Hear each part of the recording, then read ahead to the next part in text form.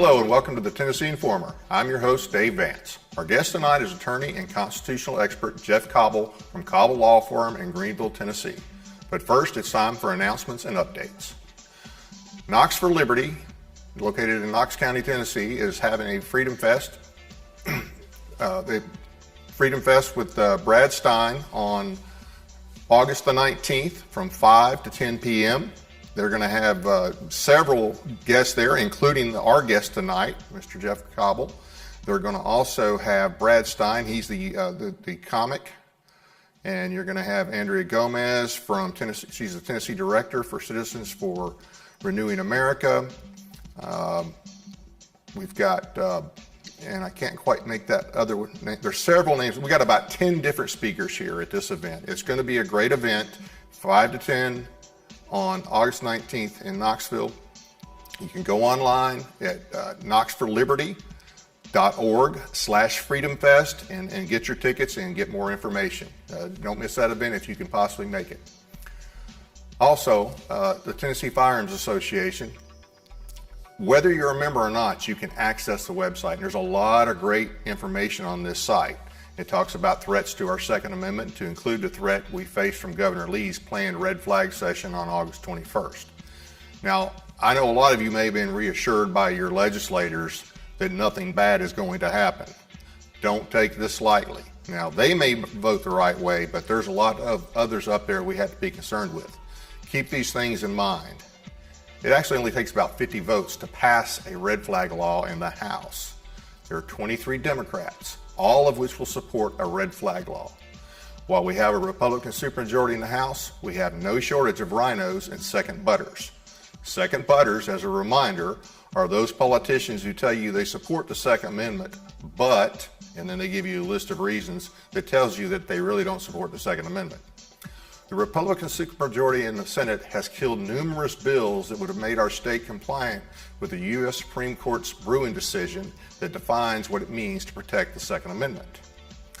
The Biden administration has money to give to states that pass red flag laws. The left will descend en masse on Nashville, creating a lot of pressure. We've also had key GOP legislators to suggest that we have to do something. We have to make it known to our legislators now that red flag laws under any name are unacceptable, and that the primary for 2024 starts August 21st, 2023. They have to show up. Make plans now to get there early. As for the Tennessee annual fundraiser, Tennessee Firearms Association annual fundraiser September 9th, it has been confirmed that Donald Trump Jr. will be our keynote speaker. If you're interested in going, you need to get your tickets now. Tickets are $80 per, $480 per table of 6, $640 per table of 8. This event will be held at the Farm Bureau Expo Center in the James E. Ward Agricultural Center on Wilson County Fairgrounds, 945 East Batter Parkway in Lebanon, Tennessee.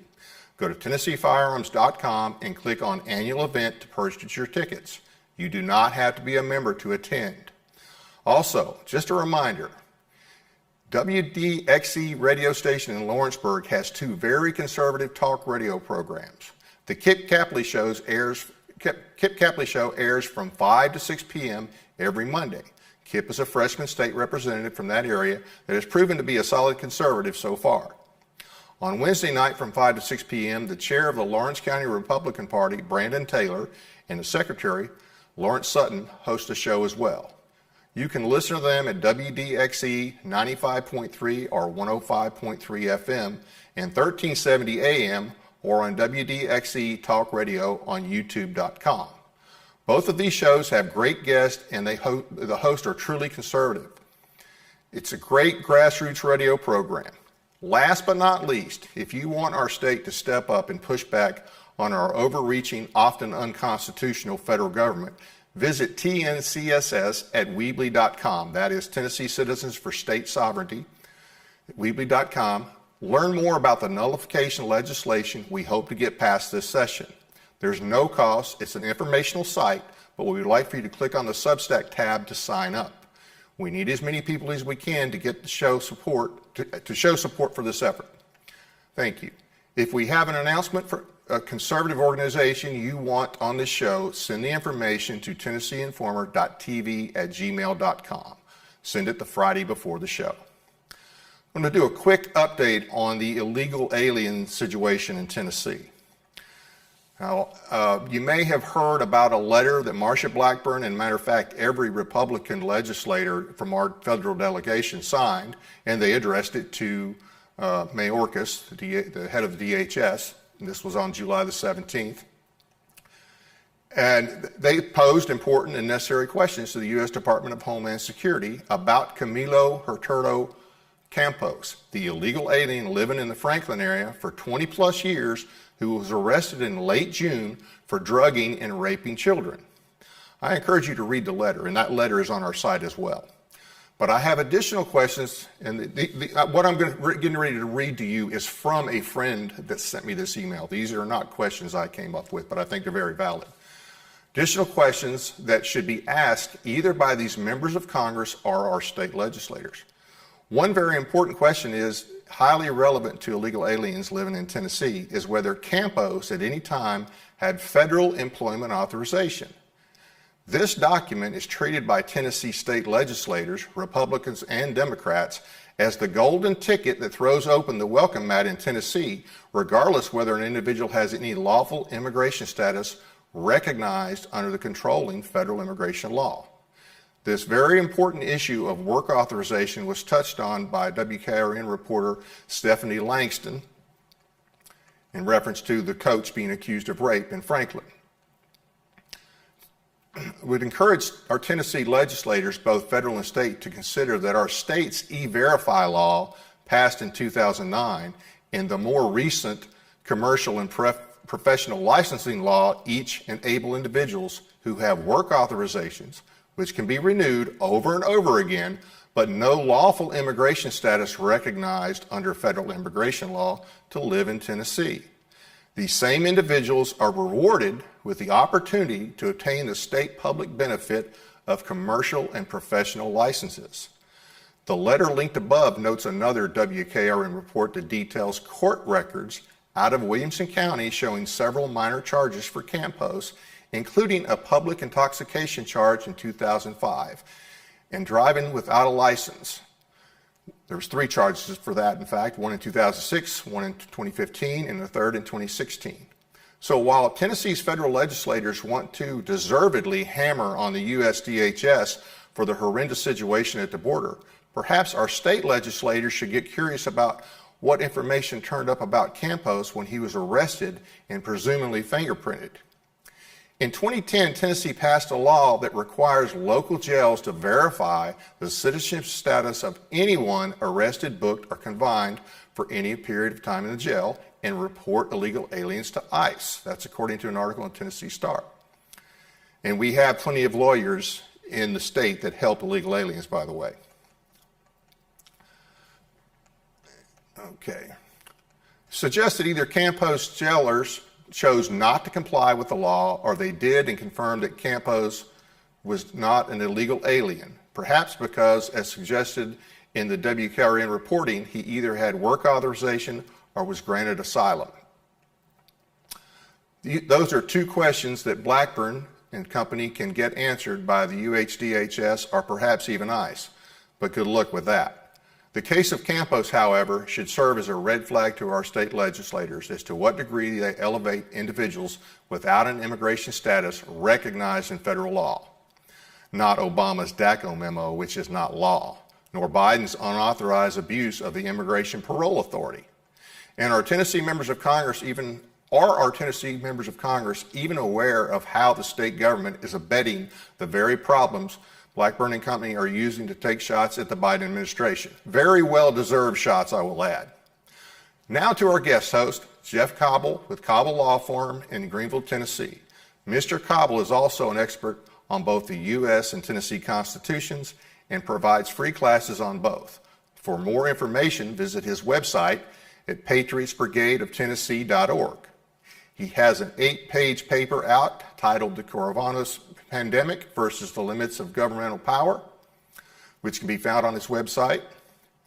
Mr. Cobble also offers a variety of presentations: Foundations of the American Republic, where he breaks down 3 sections in about a 5-hour time frame.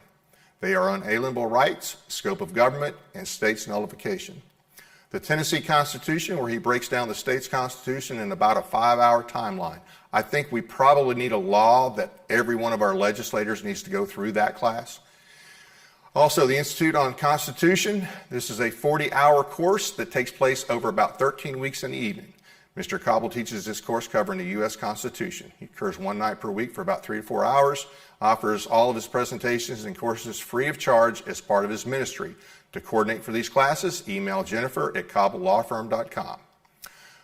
Well, thank you for joining us tonight, Mr. Cobble. I appreciate it. Pleased to be with you, Dave. I want to go ahead and get right into this.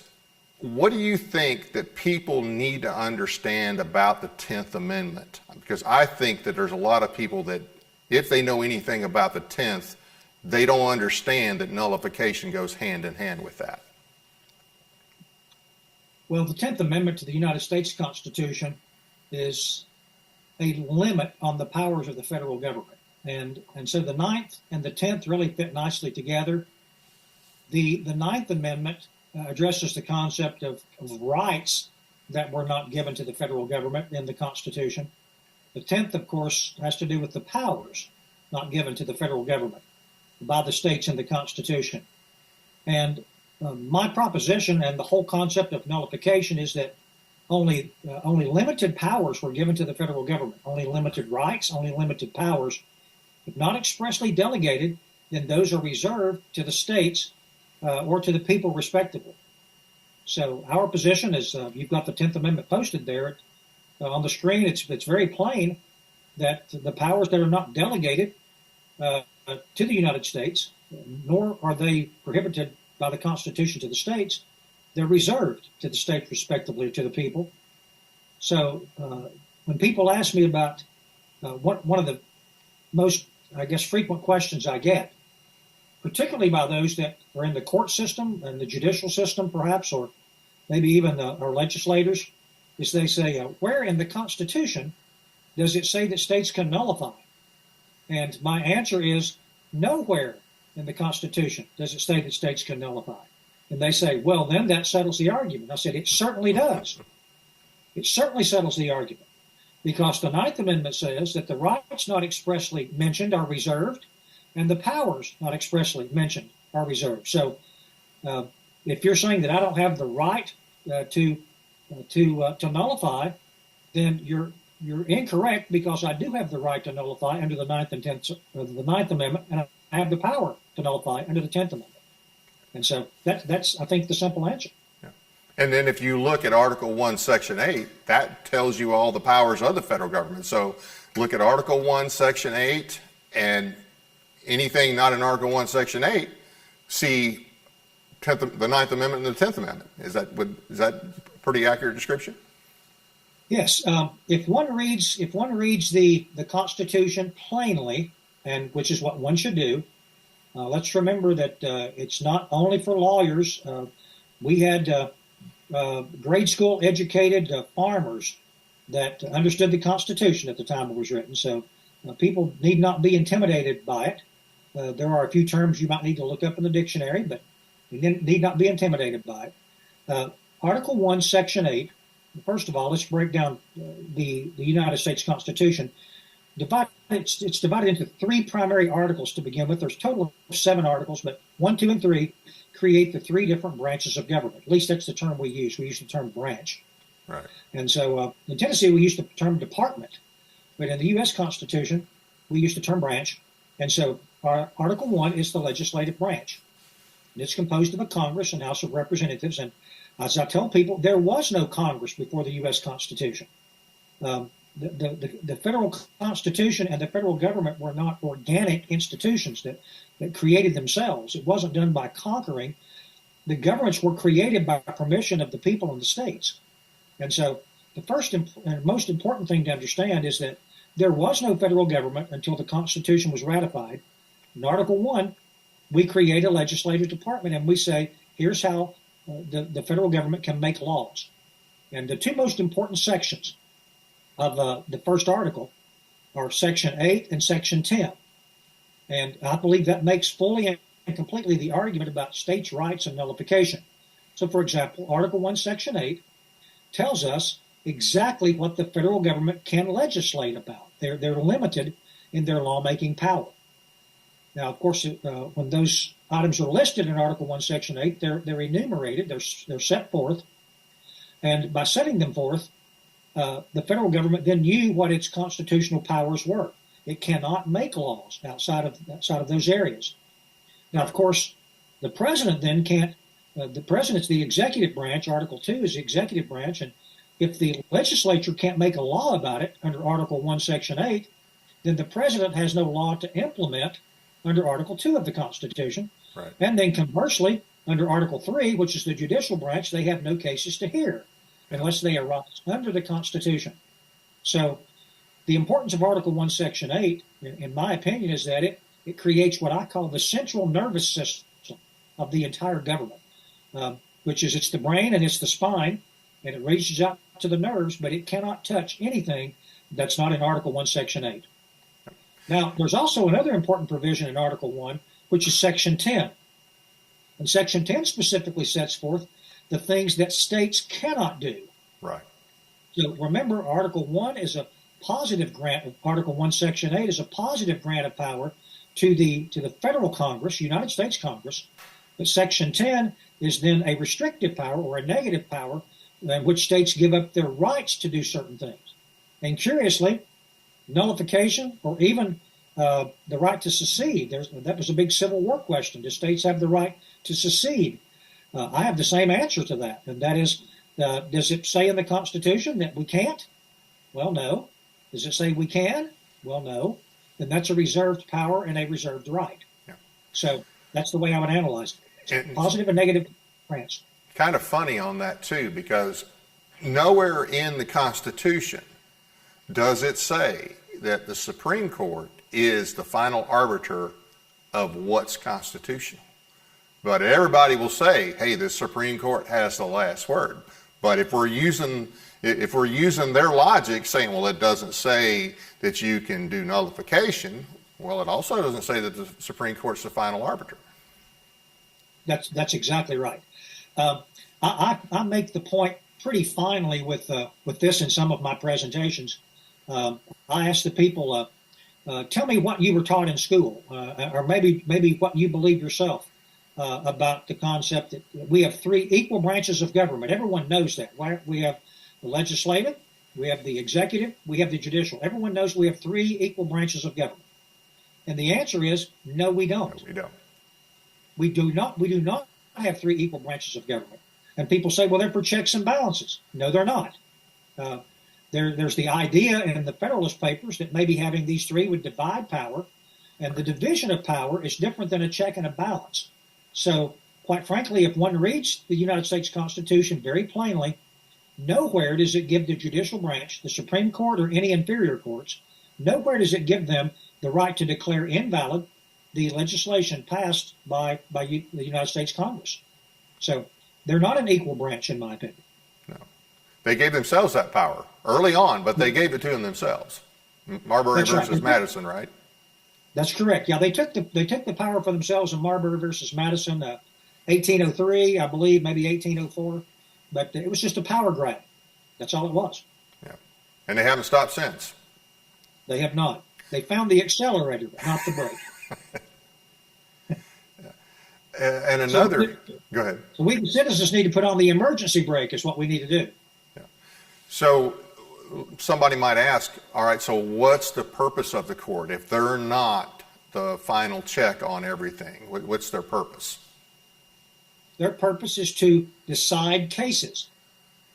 The very language of Article 3 says that your judicial powers vested in one Supreme Court and in such inferior courts as Congress may from time to time create, and they're given jurisdiction. Those courts also are given jurisdiction about what they can hear and what they can decide. It says specifically that they can only hear cases that arise under the Constitution. And it seems to me to be an absurd notion to say that they can hear cases that are not provided for in Article 1, Section 8. They have to be under the Constitution. So the concept of the courts and what they can hear and what they can decide was, as you said, was just a raw power grab on their part to take power. The purpose of the courts is simply to give, the court systems give a forum for people to have their matters litigated. And but I guess think about it this way. Before there were inferior courts created, there was only one court in the whole nation on the federal level, the Supreme Court. They were a trial court. They were a trial court in some respects, or they were an appellate court from state trial courts. So the purpose of the federal courts is simply to hear disputes between parties. Now, sometimes those parties might be states, might be the federal government itself, but they don't make law. Courts don't make law. Presidents don't make law. Right. They simply decide cases. Well, they give opinions, right? Right. They give opinions. And of course, for that opinion to have effect, the executive branch and Congress have to go along with it, correct? Well, yes, but they do more than, well, let's go back to all federal courts. Federal courts do have power to render verdicts. So there are sometimes juries, sometimes they're bench trials. They do render verdicts. In those, they decide cases. Rarely does the United States Supreme Court serve as a trial court. So because the U.S. Supreme Court is rarely serving as a trial court, it usually simply renders opinions about what happened in other courts. Right. But the purpose of the entire federal court system, it does decide cases, it does render opinions, but then on the appellate level, they simply offer opinions as to what happened in the lower courts where the trials occurred. Right. And their original jurisdiction had to do more for disputes between states, or disputes in some cases between states and the federal government, or foreign diplomats or states in other countries. That's their original jurisdiction, correct? That is absolutely correct. In fact, in my 40-hour course on the Constitution, I asked people this question. Now, I said, we read the actual text of Article 3 in the U.S. Constitution. We see that we have a Supreme Court that's created. And I said, at that moment, there were no other federal courts, none.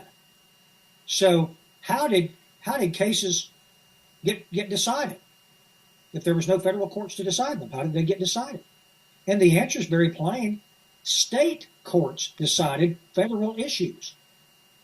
And we could abolish all the federal courts of claims and tax courts and immigration courts and district courts and patent courts. We could abolish all of those if we chose to and just let the states decide federal issues. So that's an important part, by the way, to understand about nullification. Some people say, well, you can't expect the states to interpret the federal Constitution. Well, that's the way it was created. Of course they interpreted the federal Constitution. They were the only trial courts we had.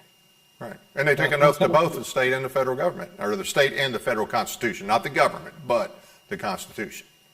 That's right. So some of those areas in Article 3, in which the Supreme Court had original jurisdiction, like you said, they would decide that by probably a bench trial. Although there are times in which there actually been they can have juries, but before all these other lower courts were created, the understanding was that there might be federal courts. How many was left up to Congress, but state courts were clearly understood and empowered to read the U.S. Constitution and interpret it and render decisions. And in that particular case, if it were a federal issue, then that federal issue that was tried by a state judge or state juries would then there would be a appellate jurisdiction to either the Court of Appeals when they were created, or ultimately, initially, just to the U.S. Supreme Court. Right. And along with that, if I remember correctly, Article 3, I think Section 2, the Congress can limit the appellate jurisdiction of the Supreme Court. And they've done that even certainly in recent decades. So that goes back to your point about they didn't create three co-equal branches. Because if Congress can limit the appellate authority of the Supreme Court, then we're not talking about equal entities then, are we? Well, that's exactly right. I mean, that's a very good illustration of how the Constitution gives Congress the power to control even the jurisdiction of federal courts. The most important illustration, though, that shows that we don't have three equal branches is I ask people this question, who has more power, the employer or the employee? And of course, the question is the employer has more power. And I said, and we're not talking about an employment situation here between the three branches, but an employer has the right to fire. And I said, who has the right to fire the president? And the answer, the Congress, through impeachment. Who has the right to those members of the judicial branch? The answer, the Congress. Again, through impeachment. Who has the power to fire the Congress? No one except the people. Right. There's no power for the courts to remove a president or the courts to remove anybody. There's no power for the president to remove the courts. Congress has only that power, but none of the branches. The president cannot touch congressmen. The courts cannot touch congressmen. They either are expelled by their own house, or they resign, retire, or get put out by the citizens. So it's very easy to say that that's not an equal power. Right. Sometimes we have, may I say, use this term, a political party in power that we may not prefer to have, and we may not want that power in Congress to be able to control the other two branches. But the fact of the matter is, that's what the Constitution says. Right. So I stand by the proposition. It's not a fix-all, but I stand by the proposition that we don't have three equal branches of government, neither on the federal or state level, that the drafters of our Constitution and the people that ratified it, they intended for the branch closest to the people to have the ultimate power, the legislative branch. One last thing, because I'm sure somebody will say, well, what about the supremacy clause? Doesn't that mean the federal government is supreme? You know, I've never heard that question. No, I'm teasing. We get that question all the time. Right. I didn't know if you would bring it up today, but I happen to have a copy of the Constitution with me. I don't know if you prepared to put this on the screen or not tonight. If you did, that's fine. Oh, you're looking at that. And fantastic. Sorry, I didn't mention that, but it really just popped in my head. But we do have this with us. So. Well, that's fantastic. So let's just read it. What does it say? It says, this Constitution and the laws of the United States, which shall be made in pursuance thereof. And that's just a fancy way of saying laws which are made with the authority given in the Constitution, with the authority of the Constitution. And then all treaties made, which shall be made under the authority of the United States, shall be the supreme law of the land. And the judges in every state shall be bound thereby. Anything in the Constitution or laws of any state to the contrary notwithstanding. Let's just skip that second part for just a minute, because that's a very important part. But let's understand what it says and what it doesn't say. It doesn't say the federal government is the supreme law of the land. It doesn't say executive orders of the supreme law of the land. Nor does it say Supreme Court decisions or opinions of the supreme law of the land. The supreme law of the land is the Constitution. And then laws that have to be constitutional. The laws themselves have to themselves be constitutional, or they're not the supreme law of the land. Absolutely. And so the argument about a supremacy clause is an argument for states' rights. It's not an argument for federal rights. It's an argument for states' rights, because the Constitution limits the federal government to Article 1, Section 8. It only limits states in Article 1, Section 10 as to things it can't do. And so anything that's not mentioned is pursuant to the 9th Amendment and the 10th, reserved to the states. So the supremacy clause says we win. The states win on those issues. I read it that way. I think it's pretty simple. Yeah. Right. So since we're so far down this road, I mean, we have not followed our Constitution, you could argue, for most of our history, but certainly for the last 100 years. There's nobody living today who has remotely lived under constitutional law, I would say, although it's gotten worse over the last probably 30, 40 years, Yes. or maybe 50. Do you see any other peaceful and effective way to restore our republic to the parameters established in the Constitution? The question is an excellent question.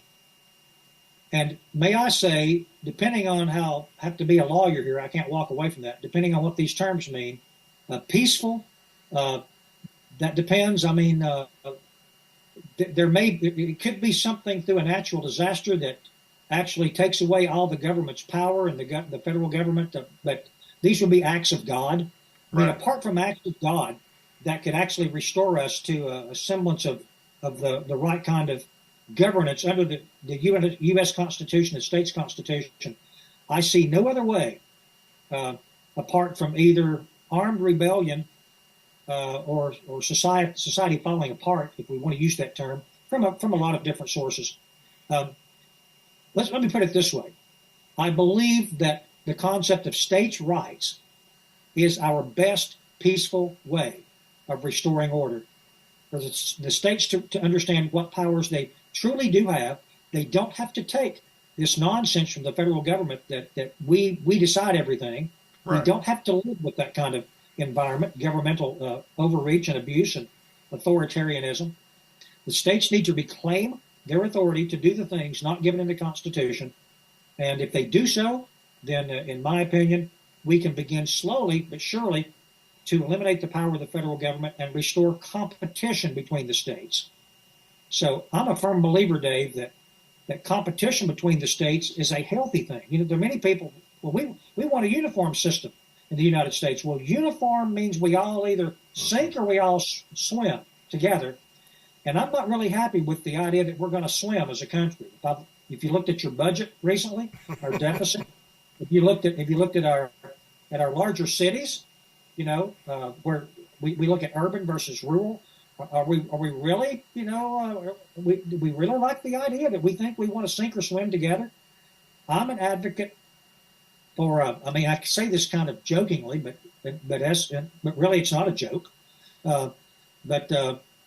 Let's just divide the country down the Mississippi River, and let's just say all those who want to live under traditional values, they get one side, and all those who want to be progressives, those who believe that everybody's a citizen, everyone gets to vote, everyone's guaranteed income, everyone gets a 3-bedroom house with a 2-car garage, 3 weeks of vacation, everyone gets the right to shoot up with sterile needles if we want them to. You know, we can't let people, get hepatitis C while they're shooting drugs and injecting needles. So let's provide those at taxpayer expense. And all these kind of things that progressives think are good. Let's divide the country down the Mississippi River. Let's let those that believe that way go to one side. Let those of us that believe the other way go to the other side. And we'll be gracious. We'll be so gracious as to allow them to choose which side they want to go to. Now, I hear advocates on the traditional side, which I'm a traditionalist, you know which side I would go to. But I hear advocates say, no, let's not let them pick. I said, no, let's be generous to let them pick. And here's the reason: it doesn't matter which side they take.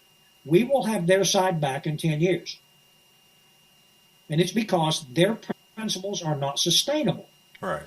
They will devolve into anarchy. The math doesn't work. The morals doesn't work. Nothing works. And they will eat themselves in a sense. And I hate to see that happen to any of my fellow countrymen. But the fact of the matter is, they're going to continue to push their agenda until they have control and we lose, or we have to push it until we are control and they lose. And perhaps the better thing to do is just let them go live by their own principles. That's a peaceful solution.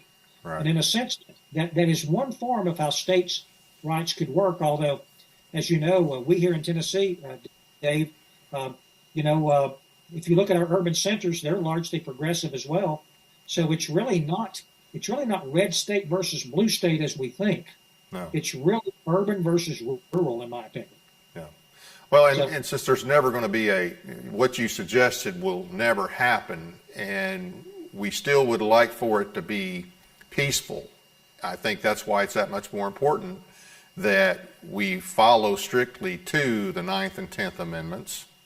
And if that requires nullification, I mean, the 10th nullification is teeth for the 10th Amendment. Without nullification, the 10th Amendment is just words. And that's exactly right. And I do agree with you that illustration of the Mississippi River, as I said, it's kind of in jest, that would never happen. But by allowing states to take control of their own borders, of the policies that they think are smart, it does restore competition in a sense within the state. And it attracts the people that share those views and values to that state, and those other states, it attracts the other side. And so in a sense, that's what I think is the only chance. So nullification is kind of an abridged form of that Mississippi River illustration I gave. Right. So, well, and they are already voting with their feet west of the Mississippi. A lot of them are coming here. And hopefully it's, that the majority of them that are coming here come here and leave all their bad habits there. I think some have, others I'm not so sure. The ones that move to our cities, I'm definitely not so sure, because our cities are as blue as any. I mean, really, if you look at Nashville is pretty much San Fran on the Cumberland. I mean, yes. With the garbage that goes on there and the mentality of a lot of the members of the city council there and some of the state legislators there, they're as far left as any place. But I definitely think that would be the most peaceful way. And we talked earlier before we started the show, and I think it will be the most effective way is the 10th Amendment. That's the most effective way. That's the most peaceful way. But ultimately, it will be 10 or it will be 2. Of course, that's referencing the second. I would much rather see the 10th be used than the second have to be used. Yes, that's a very creative way of saying it. I congratulate you on that excellent illustration there. That's the 10th or the second. It needs to be the 10th if we can. Oh, yeah, absolutely. Hey, and you talked about just a minute ago about the concept of the 10th Amendment and how we implement it. That's another point that I make in some of my presentations for those that say that we can't do nullification. It's not, the courts haven't said we can, the Constitution doesn't say we can, so forth. And I ask them, well, do you believe in the concept of states' rights? And inevitably, everyone believes that the 10th Amendment means something. So they say, well, yes, I believe in states' rights. That is the 10th Amendment.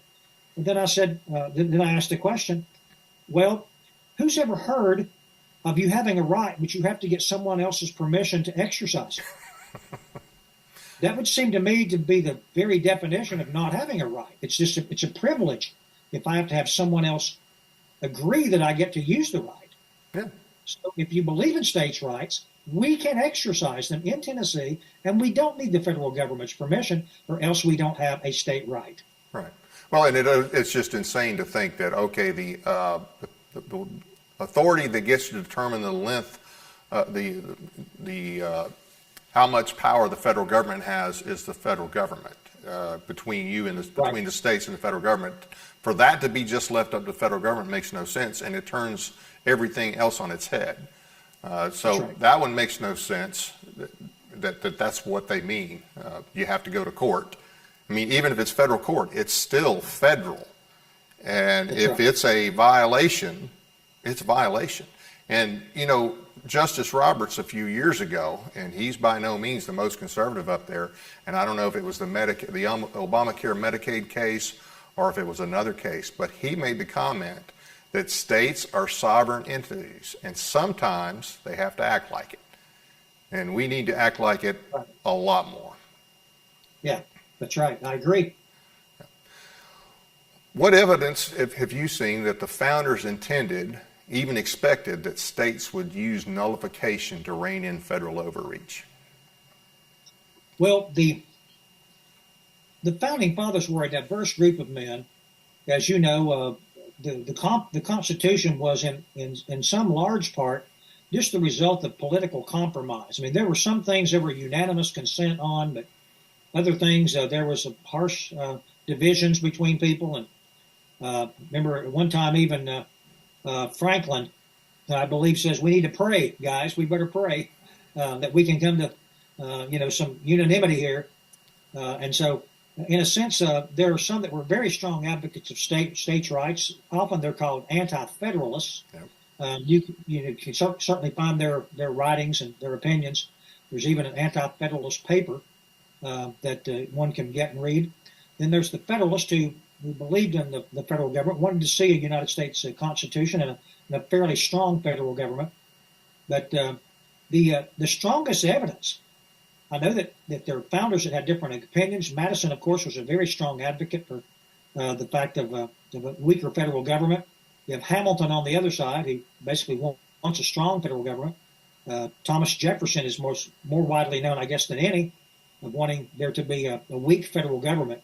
But as we go from person to person and opinion to opinion, our founders wind up on different sides, on extremes, some in the middle. But the clearest evidence that I see that our founders understood that states would have the right and would exercise that is simply the limits that they placed in Article 1, Section 8, and then conversely, the passage, the ratification of the 9th and 10th Amendments. Those would never have been ratified first by the United States Congress and then sent to the states for ratification. That never would have happened in the 9th and 10th Amendments if they did not think that they meant something, and they do mean something. And so that's the strongest evidence, I believe, is the text of the Constitution. One of the things that I cover in my presentations, I don't know if your listeners might be familiar with this or not, but sometimes if you get a pocket Constitution, it might leave this part out. But a very important part, I want to read to you what is called the preamble to the Bill of Rights.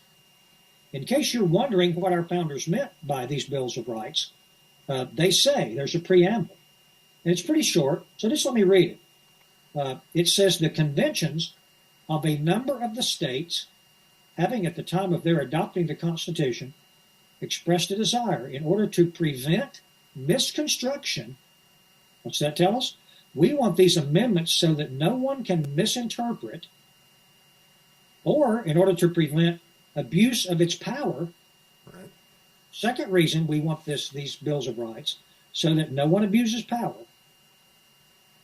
that further declaratory and restrictive clauses should be added. And as extending the ground of public confidence in the government will best ensure the beneficent or the good ends of the institutions.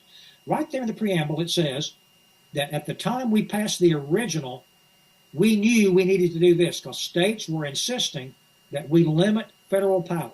Yep. And they were concerned about how we would misinterpret it. That's what to misconstrue means, to misinterpret or to misunderstand. And that's certainly what our courts have done. Our courts have misconstrued and misunderstood. Our executive branch has, for many years, done that. Even Congress today, of course, very plainly misconstrued. And what's their misconstruction lead to? It never leads to a lessening of federal power. It leads only and always to an accumulation of federal power. Yep. So again, people say, what do the founders think? I say, well, they all had different opinions, but here's what got passed and ratified. And that happened on the federal level, and that each of the states had their own ratifying conventions, and the people in state legislatures ratified this language. So it means what it says, and it says what it means. Absolutely. So nullification, we had a nullification bill last year that Representative Halsey and Senator Bowling sponsored last session. Can you talk to us a little bit about that bill? Yes, I can. It was very sad to see that it did not even get a vote in the Senate. Yep. It went before the first Senate committee. There was a motion moved that it would be passed out of committee and passed on for consideration other places, and there was no second, as I understood. I was not present, but that's the information I was given. Right. No second, so it's still alive for next session, but it didn't make any progress in the Senate this time around. That's right. But Representative Halsey, of course, got a vote on one of the House committees. He gave an excellent presentation of that and the reason for it. The idea behind this piece of legislation, let me back up for just a minute. I've heard some people that argued against the bill by saying, well, we can already nullify, we don't need it. Well, my answer is to that, we are absolutely right. We can nullify, but that doesn't necessarily logically lead to that we don't need it. Right. We need it because people don't know that we can nullify.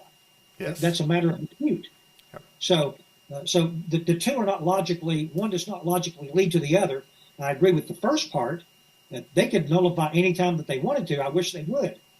But one of the things that this bill did was it not only empowered the Tennessee General Assembly to nullify, but it specifically granted power, which I think our governor already has, quite frankly. I think our governor can do it without this bill.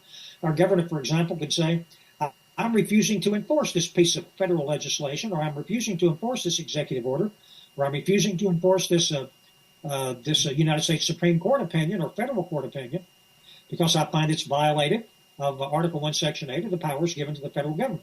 Our governor could do that anytime he wished to. But this puts it in statutory form so that he has statutory law to rely upon in doing that. And a process. That's right, and a process about how to do it. Yeah. Also, our courts can at any time make a ruling that law or that federal action is not appropriate. So the point that we can already nullify, I agree. It's the default. The default is that the states have these rights to declare federal action to be unconstitutional under the U.S. Constitution. But the benefit of the law is that it, number one, it gives a positive statement that that power exists, such that many of them that have those positions don't know they have. But it gives a positive statement that those powers exist. Beyond that, it gives a procedure by which that can be done. And I think one of the more important things of this bill is that it says that, yes, while the Tennessee General Assembly can nullify, and the governor can within his executive powers, in the executive branch of Tennessee, he can nullify, and while the courts can in the judicial system, it goes further to say, but wait a minute, sometimes cities and counties are put upon. Right. And what are we to do? How are cities and counties to get any traction on this issue of federal overreach as it might affect their county or their particular municipality? And so it gives them the ability to petition actually, we picked the number of 10, that 10 counties or cities in combination can petition the General Assembly through the petition to the Speaker of House to say, we want the House to consider this bill, entering a bill of nullification. That doesn't mean that they have to agree that it should be nullified, but they must act on it. They have to take it up and hear it. They must take it up and hear it. Yeah. And then one step even further removed from the powers of government than that is we provided a way for citizens to actually file petitions. That citizens could circulate petitions within their counties.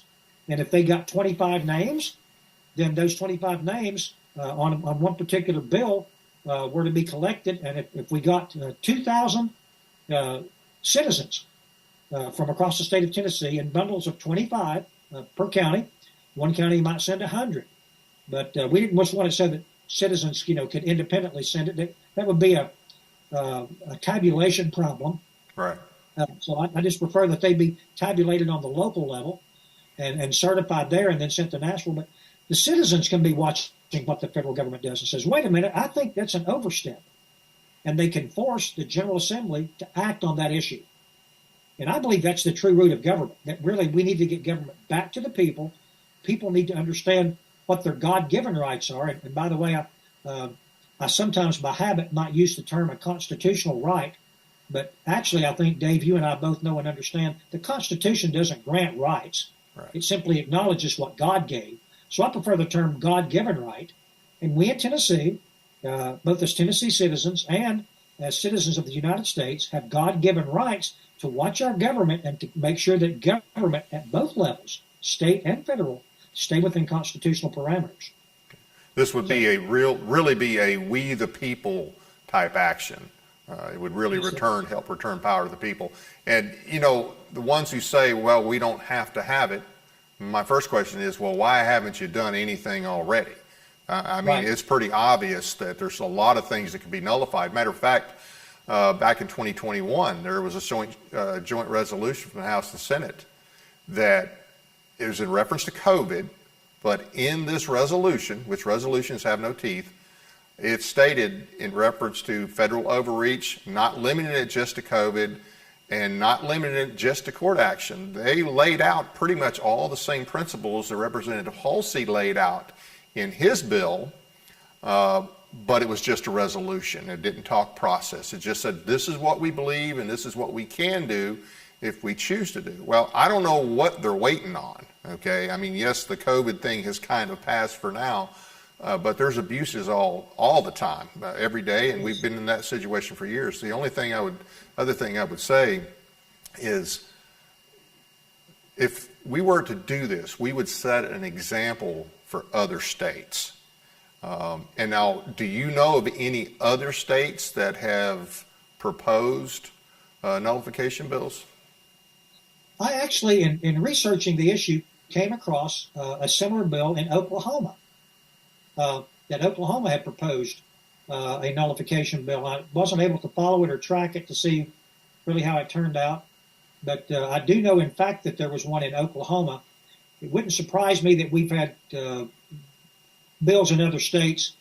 Let me tell you, Dave, the biggest problem that I think we face in dealing with this is that people do not trust their own ability to read and understand the Constitution, and they feel like they have to defer to judges, or they feel like that, I'm not sure I know that I'm right because a judge hasn't said. And let me assure everyone that's watching, let me just assure them, judges don't know about this because it is not taught in law school. Right. It's not covered at all. Even the limits of, in my Constitution course at my law school, we never even took the time to give a detailed reading and discussion of the Constitution itself. We just read opinions from judges about the Constitution. So judges, town attorneys, county attorneys, you talk to these people about nullification, they will have no idea what you're talking about. So we have to begin to educate people as to the real meaning of the U.S. Constitution and its limitation of powers. And in that respect, I don't know that those folks, many of them good people. I'm not trying to speak ill of those that are in Nashville as elected representatives or members of the Senate. Even if they're law school graduates or they're practicing attorneys, they don't know this stuff, and it's because they've never been forced to read and debate the topic. Right. And I will say, in fairness, the federal government does a lot of this, but a big problem we have too is our states are all addicted to federal money. And that's something that we have to, as citizens, force our states to stop taking. We can't do it overnight. We can't go cold turkey on a lot of things. But say, for instance, education, which is clearly not a federal responsibility or a federal power, that would be a great place for our state to say, hey, we're going to stop taking the money. And matter of fact, that was mentioned this past year, but I don't think there was much headway made on it. But we're going to have to insist not only that our states stand up, but that they take their hand back and stop having their hand out and taking all the federal money that comes with ropes and chains. That's very important as well. So next year, the bill will be back. That's part of, I mentioned earlier our Tennessee Citizens for State Sovereignty, and we really appreciate you being a reference on there for us. But we think it's very important. We've got, it's an educational site, plus we're trying to get as many reps and senators as we can that support the concept of nullification and tell us they're going to support Representative Halsey and Senator Bowling or whoever the senator happens to be. We have their names on there, and we're working to get more. I've got a couple more questions in reference to the Tennessee Constitution. And so Tennessee Constitution, Article 1, the Declaration of Rights, states that all power is inherent in the people, and all free governments are founded on their authority and instituted for their peace, safety, and happiness. For the advancement of those ends, they have at all times an unalienable and indefeasible right to alter, reform, or abolish the government in such manner as they may think proper. My question is, what would be the best method to alter, reform, or abolish our current state government? That's my first question. Well, there are several things that need to be fixed, of course, in our state, although I believe that our state is probably in better position than most. Yeah. And in that sense, we have a good constitution, I believe. There are some things that I really would like us to, as a citizenry, reconsider, but it's going to involve an educational process first. So we're moving. For example, the latter part of our Tennessee Constitution, the miscellaneous section, I believe it falls, just the last section. It says that there is a right under our state constitution for public schools to exist. Well, I'm an advocate for letting parents decide if their kids go to school and where they go to school and those types of things. And I'd like to see that be taken out, for example. But the vast majority of our Tennessee Constitution is good and it's sound and it's solid. So I don't think it needs to be abolished. God help us if we were to try to decide to write a new Constitution. The question is who would be writing and all those types of things. We are really weak in Tennessee on what we call the Second Amendment issues. Yes. Actually, the U.S. Constitution has a stronger statement to protect the rights of citizens to own, bear, keep arms than does our Tennessee Constitution. I'd like to see us change that. Of course, there is a section in our Tennessee Constitution that says that the government cannot force people to bear arms, but as long as they pay a fee for not bearing them. I heard you say in your introduction to the program, I was listening about the concept of what can we do? There's going to be these red flag laws, and our governor's calling a legislative session in. What are we going to do? How do we fix it? And my answer is what some people are surprised about, but we need to arm more people. We need more guns, not less. And we need to let people understand that there's not enough government officials. We can't pay enough people to keep us all safe. You have to learn to protect you and yours. Absolutely. So, in that sense, the answer is more guns, not less, and more training, and not less. But back to the question, we really have a pretty good Tennessee Constitution, particularly articles. The first 4 or 5 are spot on, some of the best in the country. We just need to maybe tweak a few of these that have been maybe not well thought out, or that went with the sign of the times that they were in. But let's.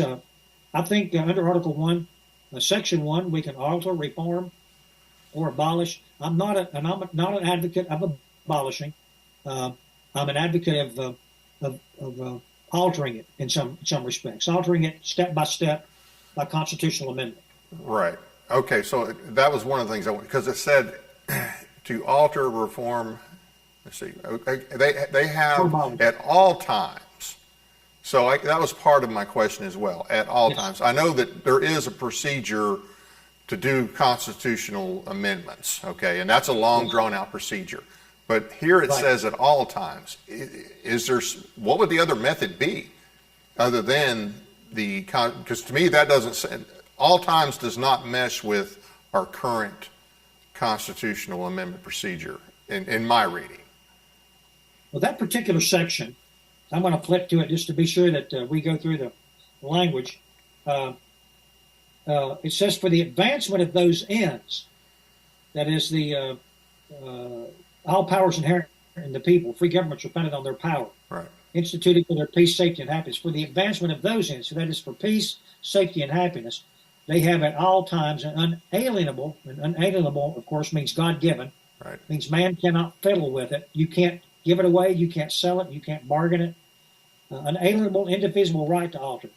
So they have at all times the ability to do that. It does sanction, in my opinion, armed rebellion. It sanctions that. I mean, that's what it means. I think at any given time they have the right to say, wait a minute, we are not taking this anymore. We refuse to pay our taxes. We refuse to honor that election result. But then it goes back to the concept of, in my 40-hour course, a bit of a side note to bring you full circle here. I have, during each of the lessons, we have 13 lessons, I have what's called a nugget of truth. And more towards the end of the 13 lessons, after we've covered the founding of our country and the principles of law, what is law and how do you know, and what makes a good law. We cover the Declaration of Independence, we cover the U.S. Constitution, all the amendments. But towards the end, I give this nugget of truth. And the nugget of truth basically says that the greatest human law, we're not talking about divine law now, but the greatest law among humans is the law of conquest. And once you have conquest, all the other laws go out the window. It's kind of like, we have the Geneva Convention that sets the rules for war. And then who enforces that? Well, rarely does it get enforced. Right. it really comes back to might makes right. And as we know that might doesn't necessarily make right, but as I say in that course, that wars do not determine who's right; they just determine who's left. And so, Yeah. so I think, okay, and I think that's what this means. I think it's saying that as part of our understanding about the natural rights given of man, they have the right to fight off abuse and tyranny if they choose to. And Article 1, Section 2 says the same thing. You know, which you didn't mention yet, but I know you know about the doctrine of non-resistance. Oh, yeah. It's absurd if you don't resist.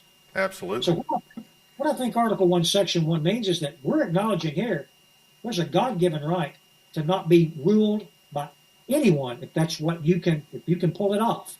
Right.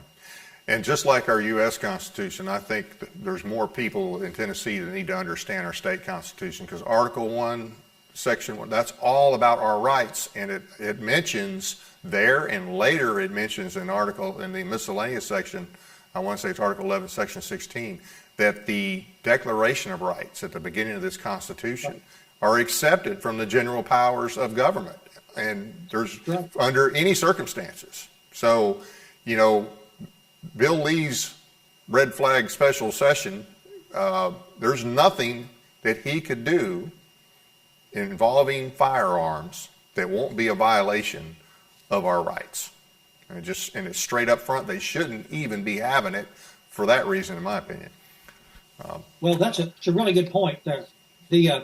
I agree with you that there's nothing that he could do that would not be in violation of our rights, particularly as expressed in our state constitution, except for there is one thing. Let me find it. It's the section that I referred to earlier that says that people can be compelled to bear arms. Now, if that came out of our red flag session, you know, you've got to either bear arms or pay fines sufficient, you know, that is within, I think, I mean, it respects both. Look, our God-given rights, I don't believe that government has the power to force someone to bear arms. Even our Tennessee Constitution makes allowance for those that will be conscientious objectors. And I do believe in God-given rights and honoring those. But so I don't want to compel someone to bear. I don't want to compel someone to enter the military service. But they need to pay to support those that do. And so that, respectfully, Dave, I might differ with you. If that came out, I'll concede on that one. Now I just got to find a representative to carry that bill now. That's right. I got right. one last question for you. Yes, sir. What powers, if any, do county governments have to resist the state government if laws are passed that violate the Declaration of Rights? Oh, you'd have to ask that, wouldn't you? Well, this is one of the things that is a little bit upside down about what the way our government has been created. The reason it's upside down is because of the concept that we tend to think that government starts with the people, so the people are the greatest, and then we can go to cities, and they're next up, and then cities are in counties, so then they're next up, and then we go to the state, and then we go to the federal. That makes a nice pyramid, if we say, and I basically say it's an inverted pyramid. You know, I say that the people at the top are the broadest, and then the power filters down. That's the natural way of thinking about it. Right. People, then it falls down to cities, and then it falls to counties, and then state and the federal. But that's not the way our state constitution is written. Yep. The state constitution did not create cities and counties. There were no cities and counties officially constructed. There were people, then state, then later on, of course, federal government. Tennessee came in 1796 as a 16th state, and we already had the federal constitution, so they had to agree to sign on. And they signed on knowing full well what the powers were in Article 1, Section 8, what powers were denied to the states in Article 1, Section 10, and they knew full well what was in the 9th Amendment and 10th Amendment. So they ratified it. So we can live with that. It's not a very powerful federal government, so no problem. But the problem that we have as citizens in cities and counties is that our state constitution says that cities and counties are created with the consent of the General Assembly. Right. That is, it makes them more powerful than cities and counties. And sometimes that works in our favor. The way it works in our favor is that if we've got, for example, a veto-proof majority or a supermajority even of traditionalists, I hate to use the term Republican because we have, rhinos, as you know, your listeners know what those are. But for those that truly hold traditional values, if we have enough of those people in Nashville, we can control the liberalism and progressivism in these big cities. So in that sense, it's a good thing that we have the General Assembly with the power to say, Davidson County can't do this. Right. Memphis can't do this. Chattanooga can't. Johnson City, up here in East Tennessee, is getting to be a very progressive town. Look, just follow the state universities, and you'll find out where the progressive thinking is. Right. Quite frankly. So, in some sense, it's good that the General Assembly has the power to stop counties and cities from doing things. But on the other hand, for those of us, if we were to ever have a progressive General Assembly, we want the cities and counties to be able to stop that. So what can they do? Well, the question, we've spent the majority of our time tonight talking about nullification, which is the idea, again, I don't know that we've actually stated it or defined it. Let me just define it as I understand it. Nullification is not the repealing. If a state nullifies a federal law, for example, or it nullifies an executive order, or it nullifies a federal court opinion, it doesn't have the effect of repealing that opinion. That opinion still stands. That law still stands. That executive order still stands. It has the effect of saying, we don't recognize it as valid, and we will not enforce it within our borders. So in that sense, some people say nullification is anarchy. Well, it's not anarchy. In fact, we're restoring order. We're restoring the order the Constitution imposes. We're not the rebels. The ones who violated the Constitution are the rebels. We're restoring law and order. So understanding that as nullification, which is simply declaring the acts of the federal government to be beyond the constitutional powers given it, that's what nullification is, and that's how we do it in our state. Right. So we can do that because we can nullify it because we still have the power. That's the concept of the Ninth Amendment, the 10th Amendment. We still have the right, and we still have the power to call the federal government out of bounds because we created the federal government. The creator is greater than the created. Right. Now, after that little primer, you've now raised the issue of what can counties or cities do? Well, we don't have the argument that we created state government. Right. Therefore, we're more powerful, and we can tell them no. We don't have that argument. And neither do we have in our Constitution anything that says that counties have the express right of limiting the General Assembly. But I do want to be very clear about something. It's something we really need to consider. COVID, I hope, awakened some of our counties and cities into something, and that is the right that the state government is also not a government of general power, that it can do whatever it wants. Maybe I shouldn't say general. Let me say exclusive power. Right. It is exclusive power to legislate in areas that it wishes to legislate in. Those elected officials only have the power given to it by the people. Right. And so the people, I think, have a right to say no to the state government under Article 1, Section 1 of our Tennessee Constitution. You very capably quoted it not long ago. All power is inherent in the people. And so the people, I believe, have the right of nullification as to state action. Nullification because we created the state government and we are more powerful than the state government. But can a city do that? Or can a county do that? Those arguments of one creating the other or being more powerful have gone out of the way. So therefore, there is a sister doctrine that many people I'm sure have heard about. Some think that they're the same, but I think that they're not. And that's the concept of interposition. The idea of interposition is not, in my estimation, the same as nullification, because with nullification, the party that's nullifying on state action, for example, the people being more powerful and having created the state government, then the people have the power and the right to nullify, as compared to the states, and the states have the power and the right to nullify as compared to the federal government. But cities and counties don't have the power and the right to do that through nullification, but they have the right through interposition. Right. And the concept of interposition is that I don't have the power and I don't have the right. It acknowledges that I am an inferior, but as an inferior, I will stand between the people whose rights are being violated and the state government and or the federal government who's trying to infringe. So interposition means a lesser authority will stand in between. Now, you and I, Dave, never had the discussion about the relationship of nullification versus interposition.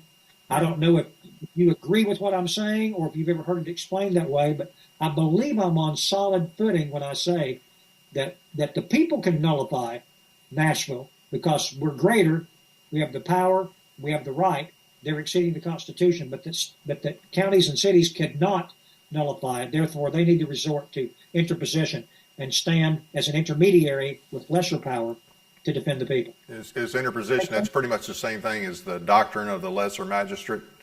Yes, that's right. Okay. And I've heard some people say, let's use interposition, states versus federal. I say, I'm not going to acknowledge that we're the lesser magistrate because we're not. The state of Tennessee is not a lesser magistrate. No. We're greater. So interposition or the doctrine of lesser magistrate does not work in that situation, but it would work as compared to state power versus cities or counties. Right. Yeah, we're supreme in the powers that the Constitution has identified. That's right. And I'm not sure if I feel like I explained that very well, but if you're getting it, then I did. I understand what you're saying exactly. Is there anything else on nullification or anything else that you'd like to add? Wow. Just a couple things. Number one, it should be plain by this point. It's a real thing. For those who say it's not a real thing, it's a real thing. They say, but it's not a real thing because no one's ever done it. Well, that doesn't make it not a real thing. They say it's not. We can't do it because it's not in the Constitution. I've addressed that already. Well, the fact it's not in the Constitution means we win. Anything not mentioned is reserved to the states or to the people under the 10th Amendment. The rights reserved to the people, we win. The Supremacy Clause argument. Well, the Supremacy Clause means we win. Because, again, the Constitution is supreme, right, and the Constitution, by its own very words, limits the federal government. So when it steps outside those, states have states' rights and have the right to do something about it, and so we win. So we win when you properly read and analyze all the documents. But I guess the most important thing I would say, Dave, is that no one will believe we win until we actually go through the documents the way you and I have in some respect tonight, until people do it on their own. Right. They need to be educated. And that, I think, is the number one thing. In fact, I said I hate to be labeled as someone of weak faith, but I'm also a realist. You've heard that term. I don't want to be optimistic when we shouldn't be. I basically said, when we introduced this bill earlier this year in 2023, I said, I really don't think it's likely to pass. But the number one thing is we need to expose more people to the ideology so that they know it's a real thing, and that we can do it. And it might be painful to do it. We may have to give up some federal money to do it. But I'm willing to do that because money is not more important than my God-given rights. I will not surrender those for money. So I tell people if I have to drive around potholes, I'll drive around potholes. If I have to do without public schools, hey, that's a plus in some situations. Yep. Again, public schools operated properly are a great tool, but we've been co-opted in that too. If I have to do with less money from the federal government for infrastructure, I'll do without that, whatever the case may be. My God-given rights are not for sale. So most people that are being faced with the issue, the members of the General Assembly, as you said earlier, they're looking at those fiscal notes. What will this cost us if we do this? But what I will tell you is that in my opinion, they will never be willing to pay the financial cost of doing it if they do not in their souls know that this is necessary, appropriate, and right under the rule of law. We have to first persuade them we are right under the rule of law, and then maybe get them to deal with the financial losses. So education. If I could get representatives to attend my sessions, and I've had some, by the way. I've had at one count, I had as many as 7 different legislators that sat in what I will call my 5-hour course on foundations of the American Republic, in which we start with what's the rule of law and how do we know, and we make our way to nullification. So they were willing to take the time to educate themselves. In 5 hours, there we go. It's what you've got on the screen there. In 5 hours, I could go through unalienable rights and show them what that means, using both the Declaration of Independence, U.S. Constitution, and Tennessee Constitution. Unalienable rights has a meaning, and here's what it means. The second point, now that we have unalienable rights, how far can government go? And how do we know? And the Constitution sets those limits. And then lastly, when the federal government goes beyond that power, then states have the right to nullify. What are states' rights? If I could get them to listen to my presentation for 4.5 to 5 hours, I can tell you they will leave a changed person. I promise you they will. They may not agree. They may say, well, that still sounds a little radical. But they will have heard a position that they're never going to hear from any law school. They're never going to hear it from the Wall Street Journal or the New York Times. It's not going to happen. So they need to hear this. So I think the number one thing people can do is to get their representative, ask them, what do you know about states' rights? How do we exercise them? What about nullification? Would you be willing to come to a course? Would you be willing to watch a PowerPoint presentation free of charge? If we can get them educated, then I think we can begin to see some progress here. Amen. And that sounds, and the great thing about that is that it's all free. It just costs them 5 hours. And they waste 5 hours all the time. Well, hey, they sure do. Thank you for being with us. It's been great, very informative, and we appreciate your support, appreciate all you've done on this issue, and look forward to having you back on the show. Well, that sounds wonderful. Thank you, Dave. And again, if you have any state representatives or senators that want just like to talk to me personally about that, they can go to my website, cobblelawfirm.com, and find out how to contact me. I'll be glad to have a personal conversation with them. Well, I'm going to see what I can do to round up several and see what we can arrange. And maybe if nothing else, if we get several people from across the state, several different groups to put pressure on their legislators, hey, you need to go to Mr. Cobble's class, and we'll see what we can arrange that way. Well, look, David, when facing Goliath, said, when he was discouraged, he said, is there not a cause? We need to understand that in many respects we're fighting Goliath, but there is a cause, and we need to have the courage of the shepherd boy David to be smart, to be wise, to be well-trained. He was well-trained, he was prepared, and he didn't go with no ammunition, just praying that God would kill the giant. He went prepared to do the job. We need to get ourselves together and get ready to face the giant, because I think, as you said, apart from armed rebellion, this is maybe our only other option to avoid it. Yep. It's the 10th, it will be the 10th, or it'll be praise the Lord past the ammo time. That's right. Thank you, Dave, and all you do. Thank you. Great having you on, and you take care. Anytime, sir. Thank you.